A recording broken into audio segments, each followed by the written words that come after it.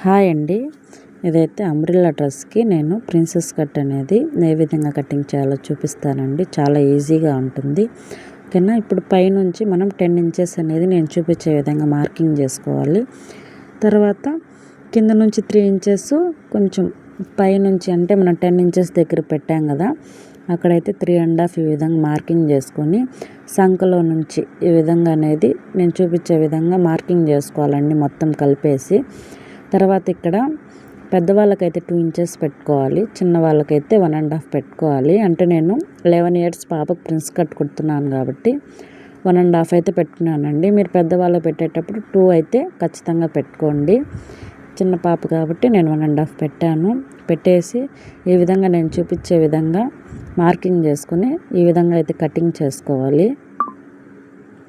Cut చేసుకొని ఇప్పుడు అక్కడి నుంచి కూడా ఇలాగ షేప్ అనేది కరువులాగా తీసుకోవాలి రౌండ్గా నేను చూపించే విధంగా. అంతేనండి ప్రిన్స్ కట్. వీడియో నచ్చితే లైక్ చేసి మన ఛానల్ని సబ్స్క్రైబ్ చేసుకోండి.